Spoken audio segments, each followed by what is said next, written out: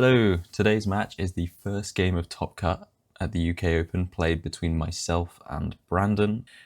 We are playing a 59 card mirror. We're pretty much on the same list you can see on screen right now. As the Imprison mirror is sort of touted as one of the hardest matchups to play well in RSPK, I'll be talking through some important concepts, some lines as the match is played. But this one is a real grinder, so let's get into it. Enjoy the match. Cheers.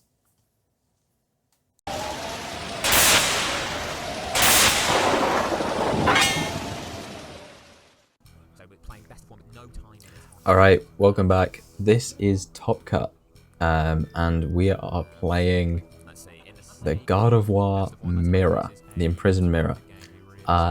This one's a bit of a barn burner. It's me and my mate, Brandon. You might know him. You might have played against him in like the Holland locals. He goes by Toquil online. So yeah, we're playing the mirror. It's basically a 60 card mirror. We sort of, talked list a little bit together before the event. So we're on pretty much the exact same 60. The only difference is I'm playing a Psychic Boom Curlier and Brandon wasn't able to get a hold of one and he didn't want to proxy it, or he didn't have time to proxy it, I can't remember which. So he's just got 2 red Curlier. That could come up. It doesn't come up in this match, but it could come up. So yeah, we're gonna go ahead and get started. I've opened cast form, which is a bit sad because I'm, down 1 cast form on board, but I do find a retreat into Jirachi off the top of my deck to start making a wish and get setting up. Brandon's going to basically do the exact same thing. He's going to mentor and he's going to go get his Jirachi and a Magnemite to start making a wish as well. And yeah, the opening sort of part of this game is going to be quite similar from the both of us.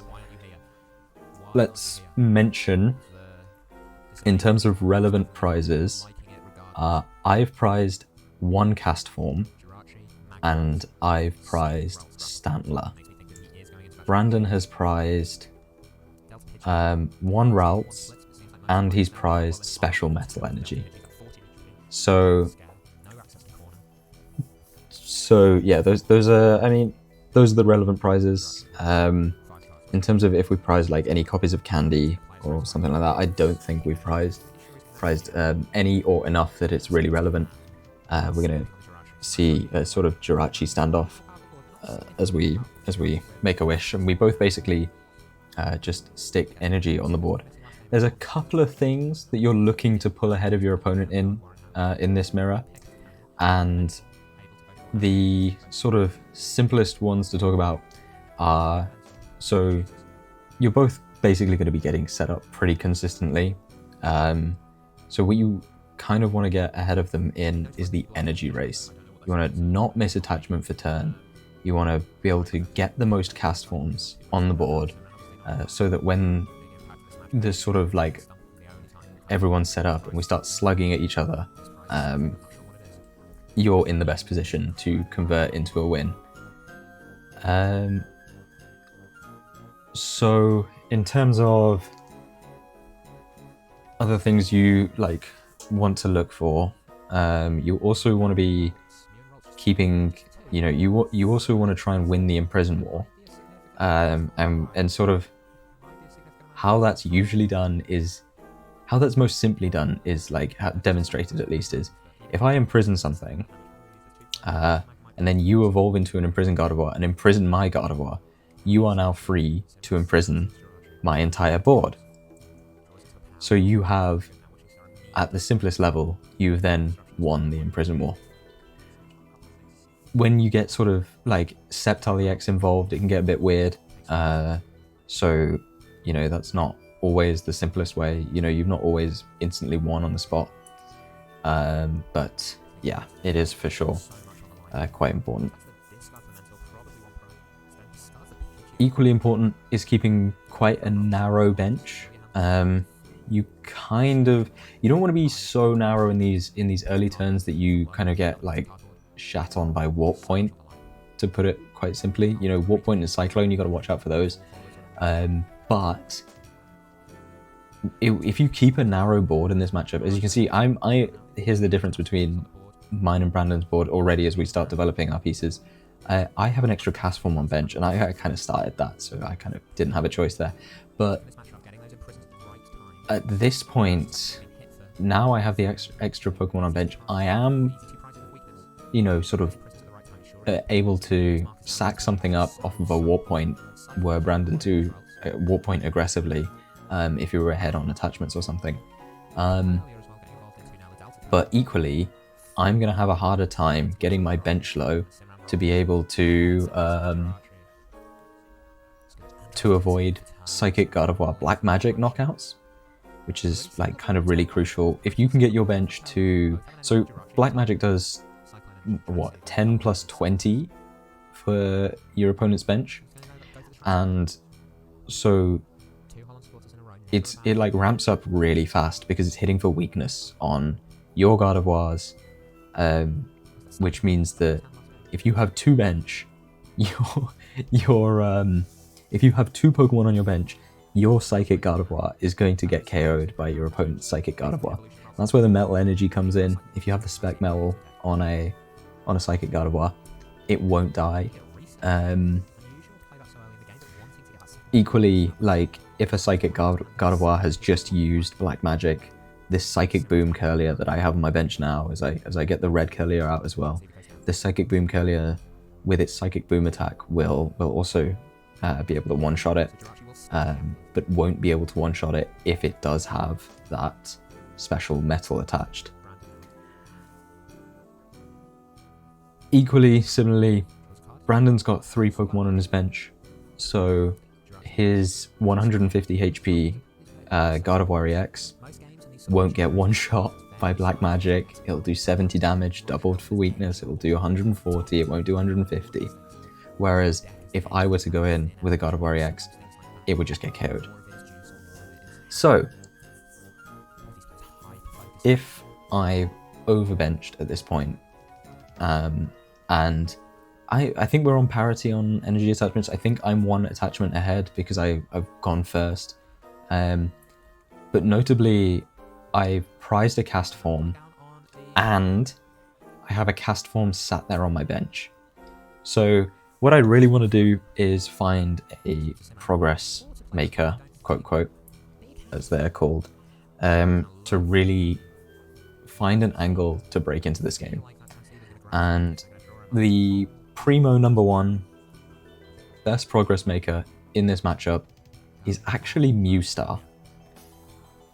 But Mewstar can only really be used as a response to your opponent putting down one of their progress makers. What you the go-to progress makers are, you've got Stantler, where you're looking to push away your opponent's rare candy to make it harder for them to make Pidgeots and to make Sceptiles and to make Gardevoirs. You're trying to push away your opponent's POW hand extension to prevent them from making good comeback plays. You're trying to push away your opponent's rocket admins to prevent them from disrupting you, and you're trying to push away their Pokemon retrievers to limit their use of their one-off Pokemon. So I've prized my Stantler, and so what I would like to do is kind of use Brandon's Stantler with my Mewstar, but Brandon actually, I think he chooses, yeah, right there, he discards the Stantler. I think this is just a sort of slight under-prepped on the matchup kind of moment. I don't know if Brandon doesn't, maybe he just doesn't want to go for a Stantler at the moment. I don't think there's anything bad about just sticking a Stantler down and just using push away until it dies. I just don't think that there's a possible world in which that ends badly for you. You will inevitably be ahead on cast form attaches because there's one on my bench. So I don't know. Right, so if you can't use Stantler, and you can't use Mew to copy your opponent's Stantler, what can you possibly do? You can use Rayquaza EX's special circuit, and the only thing, well, there's two ways to one-shot Rayquaza EX in the Imprison deck. And the first one is Sceptile EX. When your opponent has taken 5 prizes, it will do 110 damage. And the other way is a Psychic Gardevoir when you have a full bench. So I've sort of made a bit of a mistake here. Well, I haven't made a mistake. I'm just like benched out. I can't bench this Rayquaza EX, and I can't go in with a Rayquaza EX because, well, my bench will be full. I'll just be giving up a cast form, basically, a 2-prizer for, you know, maybe like a 30 damage ping before Brandon decides, nah, I'm not having this, and goes in, at which point, you know, things will get a little weird. I don't think that's a strong enough trade-off for me to use that as my angle into this game. So I'm not gonna bench a Ray here, and I'm not gonna go in with special circuit. If you had, you know, you could have Roselia. Roselia works. If you have Flick Poison Roselia, just start bringing things up, poisoning them, being a pain. Equally, Brandon's in quite a nice spot here with the 2 empty bench spaces, because he can responsibly choose to bench Mewstar against me. If I was to do anything proactive, I think once you're reaching this critical point where you're winning this energy war, you kind of like, if you can, you want to put Sceptile in play aggressively. Like, it'd be nice to have an Imprison back and forth, but if you can just like stop that before it happens, because you're already winning the energy war, you don't need to have an Imprison war. If you're already winning that sort of trade there, what you just want to do is prioritize your Curlier and your energy. You don't really mind, like, you know, this Jirachi could go down, this Pidgey could go down, you have a second Pidgey, you have, you know, 4 copies of Pidgeot and another Pidgey in the deck. With a Mentor, you'll just get a Pidgey, you'll be alright. So yeah, so I recognize this at this point. I recognize at this point that I am sort of inevitably going to fall behind if I sit here and do nothing. So I have to make a play, and I'm just trying to figure out what that play exactly is. And what I settle on is forcing a warp point, creating Pidgeot, creating Imprison Gardevoir, and adminning Brandon out of his hand to try and see if he can, you know, I know he'll get Imprison Gardevoir, but I'm trying to see if he'll miss something else. Like, you know, what if he misses Pidgeot? Or what if he, you know, God forbid, what if he does miss that? What if he does miss that Imprison Gardevoir? Or what if he does just choose to go in with the Psychic Gardevoir, and after passing off with Flame Ball, I'm able to response KO, and actually I end up ahead in the energy trade. So I look through my deck here with this researcher, and what I find is that my warp point is prized, but I do have the Cyclone energy. So I've got to sit here and either wait to draw the Cyclone energy, or draw everything other than the Cyclone energy so that I can Candy Pidgeot and go for it. In terms of what Brandon should be doing at this point, I don't know. He seems quite content just building up his energy. I still think he should be going in with Stantler here. I don't know. He's not making the first move. Despite, we can see now he's got 2 cast form on board. So he's not technically a head-on attachment, but he's going to attach like another energy. If he gets another cast form down, I think at that point, once you've got that energy advantage, you just have to be the one to be aggressive. You know, do it with something that really doesn't matter if it dies, like the Stantler. You know, it's a shame that he's already discarded it because now he's going to have to pay a retriever to get it back. My Jirachi doesn't wake up and I actually need it to be awake to be able to retreat after I attach the Cyclone Energy. So that's quite unfortunate there. And I actually miss an attachment. So I just missed an attachment. Brandon is now actually ahead in the attachment, in the energy sort of department.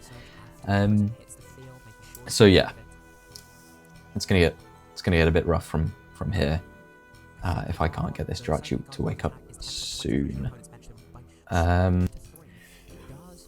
Yeah, so speaking more sort of like mechanically, a lot of this matchup, a lot of this mirror match is sort of decided by, oh, hold the thought, I think I'm going in. Let's have a look.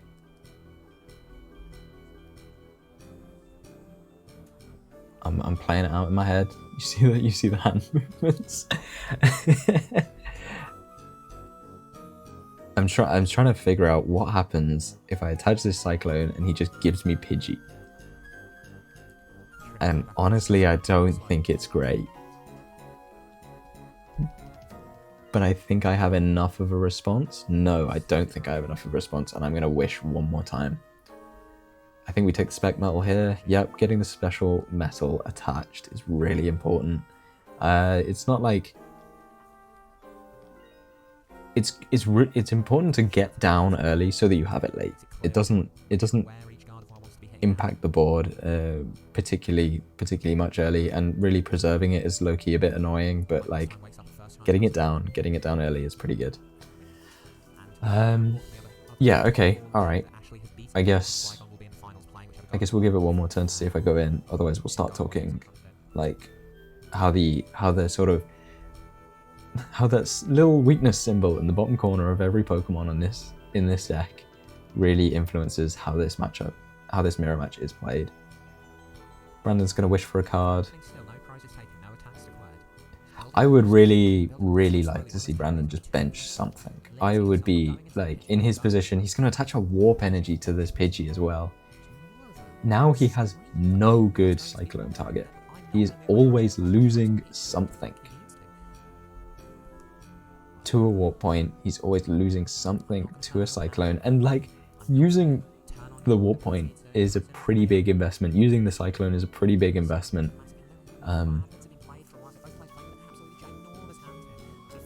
But in these sort of locked board states, as I say, the thing you'd want to be doing is using Push Away with Stantler. You might want to, you know, attach the Cyclone Energy to the Stantler to get more Pushaways out. Or you'd want to be copying your opponent's Pushaway. Or you'd want to be just Special Circuit dot 30. You know, you don't want to dot... dotting 30 on, like, a Psychic Gardevoir is a bit dangerous. But, you know, you dot 30 on the Pidgey. Say sod you. You know, you've got one more turn before I just kill this because I want to. But here we go. Yeah, as I say, if you can't do any of that, get in there. Force your opponent to make a decision, and if they make a mistake, you might get somewhere. And I attach the Cyclone, and Brandon does make a mistake here. He gives me this Curlier. I like to, if you want to think about your board in terms of, you know, the investment that you put into each of your Pokemon, this Curlier is 3 Pokemon, is 2 turns of attachment, is, you know, a basic, and then wait a turn, evolve. It's so much more than that Pidgey. And I'm gonna just like do a pretty neat play there. I'm gonna bench the Castform, bench the Rayquaza, and I've played a lot of Transceivers, I've played a lot of Holland Sports so far, so what I'm gonna do is I'm gonna Windstorm I'm gonna stump them away and Windstorm the stump, A, to clear my bench, and basically to put them as really easy to access retriever targets, and then I'm gonna send the admin. So I'm at, you know, I'm at 5 energy on board. I'm going to have to retreat this off the Jirachi, so I'm not counting that. Brandon was at 6. Well, he was at 7, actually. Jesus, don't quote me. And he's going straight back down to 5. And he has to find the response play. Ugh. I don't like that. I don't like that at all. Now, it would be a little bit dangerous if he could find, you know, well, with the 3 bench as well, I've actually stopped, Brandon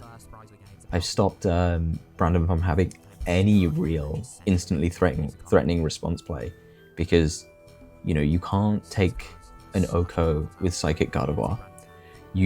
I've only taken 1 prize, so you can't take a response KO with Sceptile EX. It's a pretty safe engagement, honestly. It's a pretty safe play. It's still dangerous as fuck. But you know, it's as safe as I can get.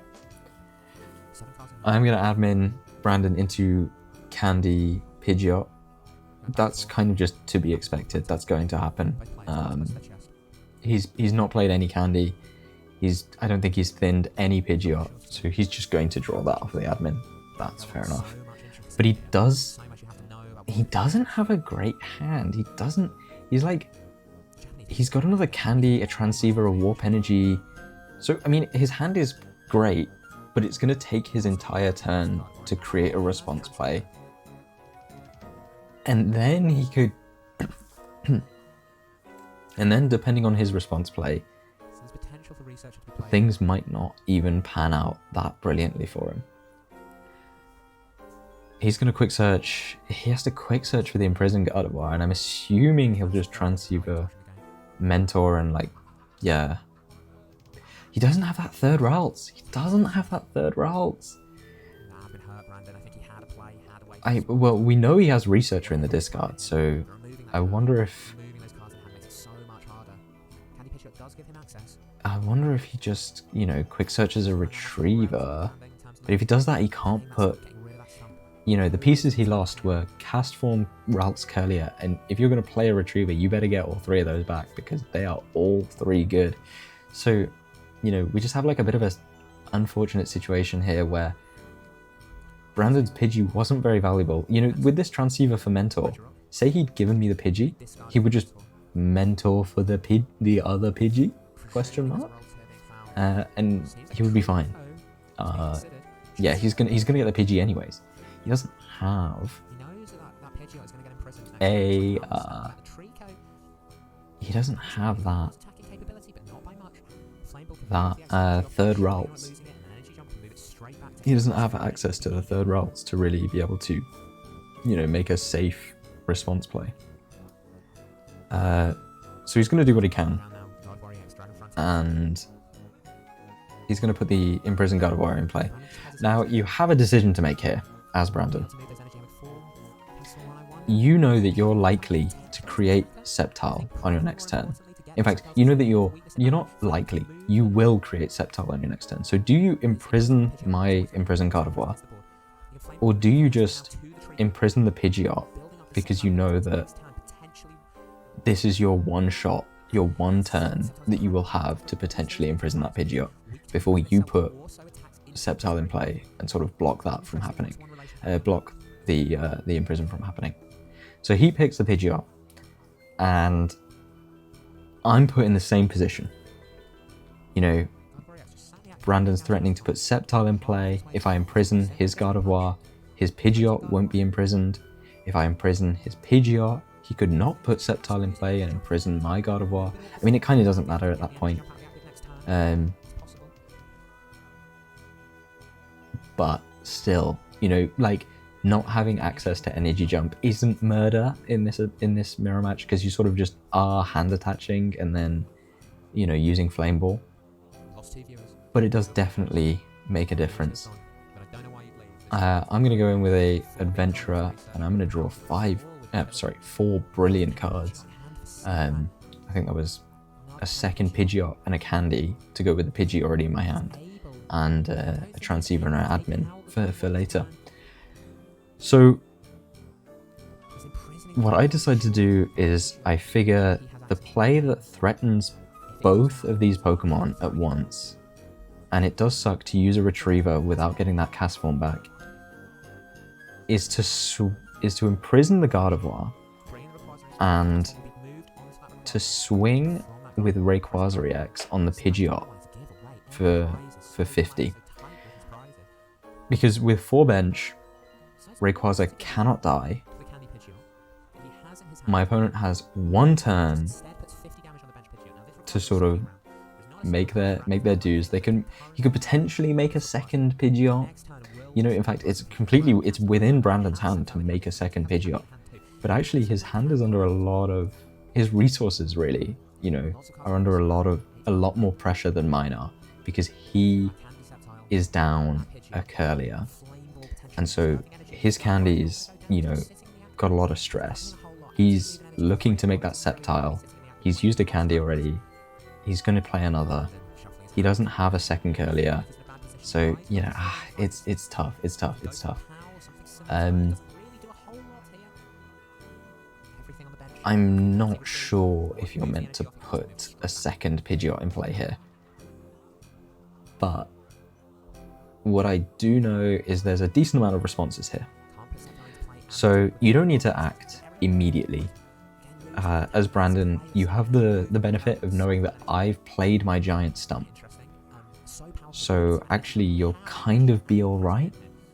And he is going to decide to not make the Pidgeot. He scientists away the Pidgeot, and he has to attach the Warp because he's, you know, I think that's the only attachment in his hand. And he is going to make the Sceptile. I think he just draws into it.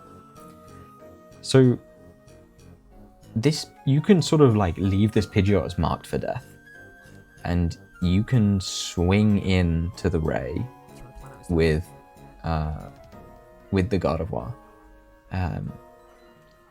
Oh, you'll need a... Hold on, how's he going to do this? You'll need a 4th energy to attack if you put the Sceptile in play. Oh, he must like have drawn double candy. Ah, this is so tough. Like, yeah, he's gonna Retriever back. He's gonna Retriever even the Pidgey back. Ah, maybe we could have scientist anything else away. And he is gonna quick search for that Rolls. It looks like, anyways. I think he's quick searching for that Rolls. And yeah, we're just like, this is really a consequence of that initial decision to give me that Curlier. I don't know why I'm wiggling my Jirachi on the bench there. But yeah, so I guess you can make an energy jump Gardevoir. You can push the energy to your Imprison Gardevoir, and you can just punch the Ray. And as I don't have quick search, you know, you'll probably get away with it. You'll probably be alright. Yeah, he's gonna make the Gardevoir, and honestly, you don't need to make the Sceptile this turn. Like, let's be honest, you do not need to make the Sceptile this turn. In fact, I think you should probably not make the Sceptile this turn, just so that you don't have to commit another Warp Energy to your attacking Gardevoir EX. Because, like, okay, so the thing is, right, you're pretty sure, you're pretty certain that I'm going to Special Circuit this Pidgeot anyways. If you don't make the Sceptile, you, like, could potentially... I don't know. I guess it's fine. I don't see the need for it. Like, having Energy Jump is great, but you don't need Energy Jump to win this matchup, or even, you know, you just don't need Energy Jump to have a good time. I guess fearing another admin, it's reasonable to put these Pokemon in play. However, Brandon could pretty comfortably have made a Ralts here and then just not put Sceptile or the Energy Jump Gardevoir in play to avoid, you know, potential Imprison on his energy jump. Now that the Sceptile's in play, I'm going to have to push an energy to my active to be able to KO that Pidgeot, and I just am. I'm just happy letting the Rayquaza go down, because if Brandon's down 2 Warp Energy, if he has his last one without this third Pidgeot, kind of fair enough. But if he doesn't have his last one, he'll have to attack with something that can get KO'd in response by, you know, the sort of candy Sceptile that's sitting in my hand, or one of the Pokemon on board. What I'm really interested in this turn, which I don't think Brandon sees or goes for, is the attack with Jirachi. I cannot remember the name of I think it's like Metal Blow. The Jirachi does 50 to a Pokemon with a body, and that would be a really interesting route. I think the problem is just without the third Warp Energy, he's burning basically 4 energy to make that attack, because he's retreating into the Jirachi. He has to energy jump to the Jirachi, you know, and from there I guess he can hand attach to his Imprison Gardevoir, and still basically be able to threaten a Sceptile were I to make one.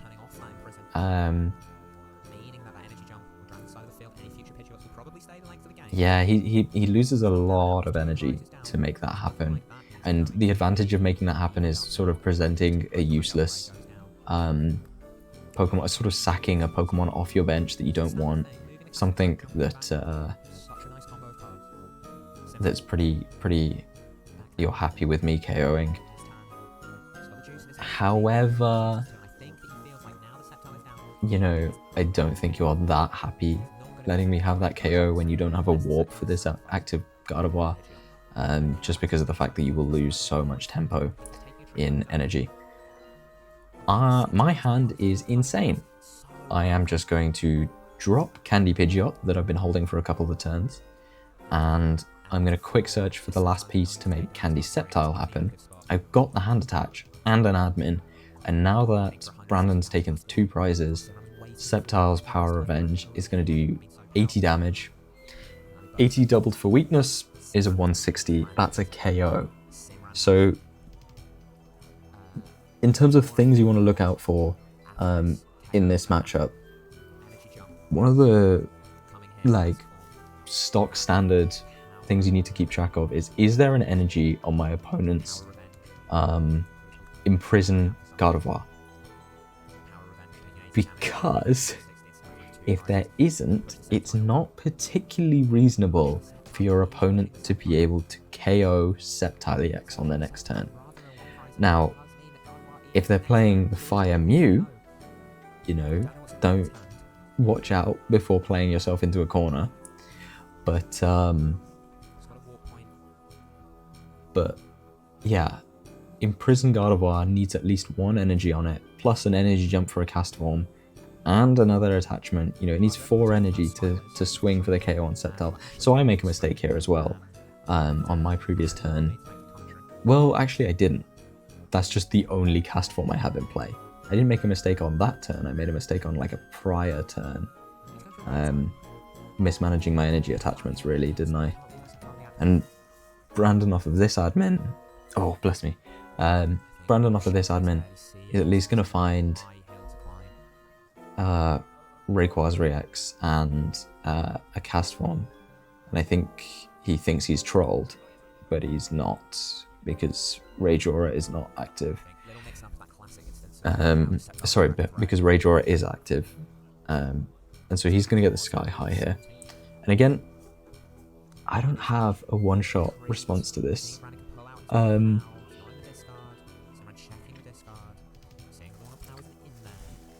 Yeah, the play I go for is a little bit iffy.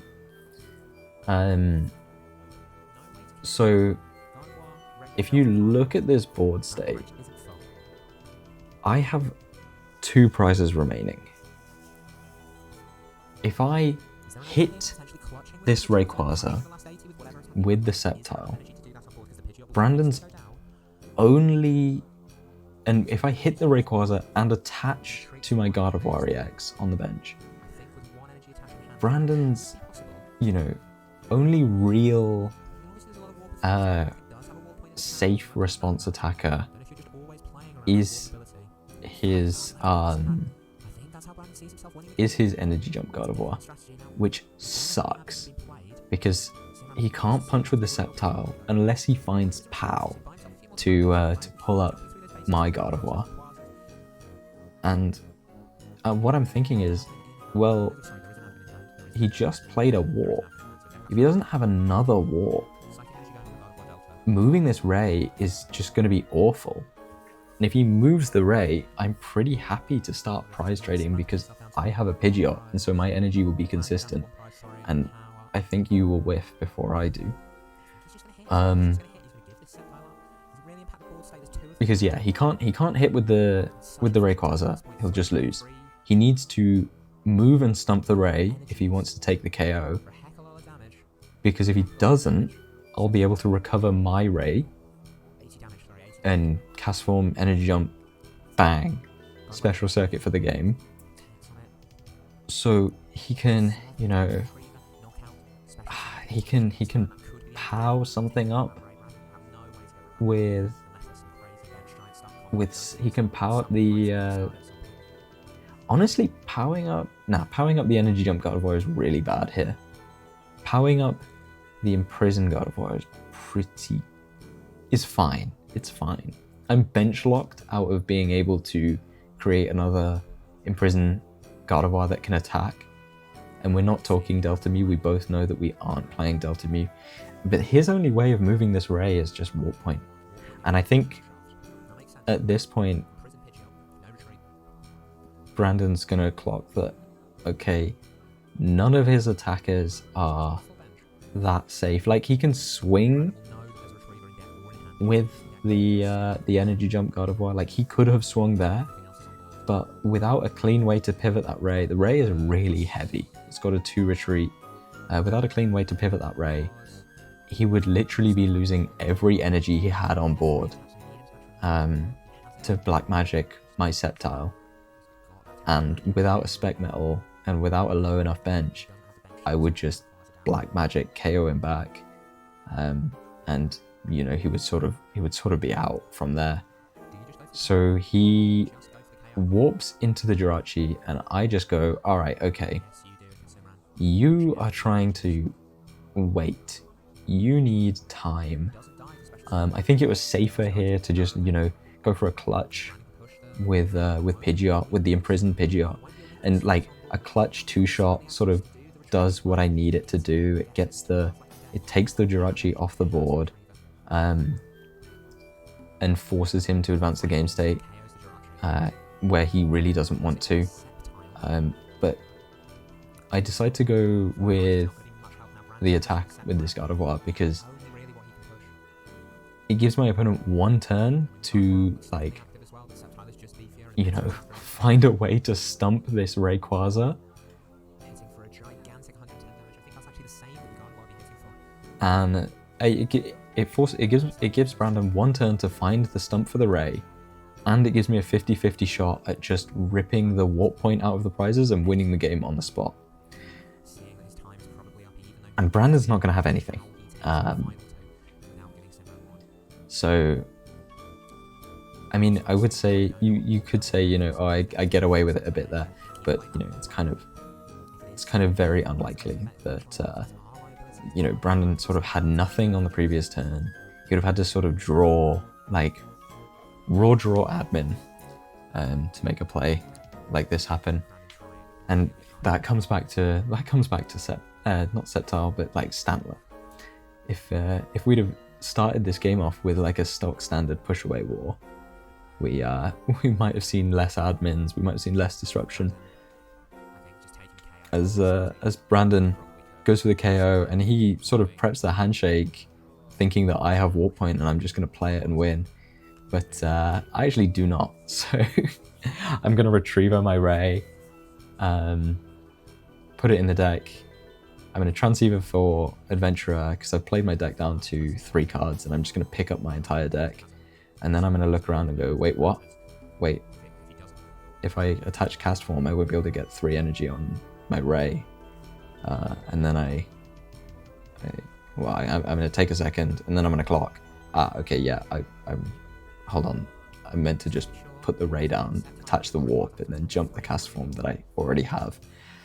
Because I'm just like a bit shattered from what is, this is like 1.5 times sped up, and this is a 40-minute game, so this was just like this is a murderous game.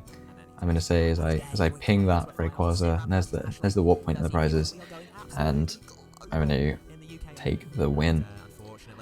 So yeah, that was a pretty interesting game.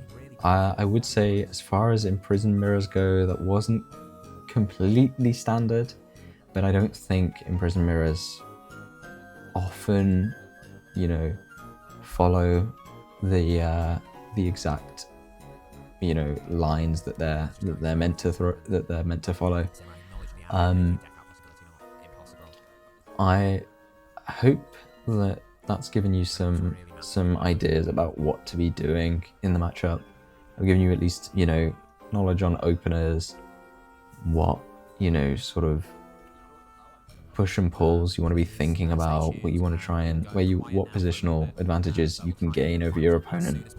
And I don't think I mentioned, like, I think I kept on interrupting myself at half sentences on oh yeah, Sceptile KOs everything that isn't another Sceptile, and then, you know, Imprison Gardevoir KOs Sceptile, and Psychic Guard KOs Psychic Guard and Imprison Guard, and, like, you know, Jirachi plus like a clutch if you're at like 3 prizes is like a decent way to potentially soften up a Sceptile if you need to.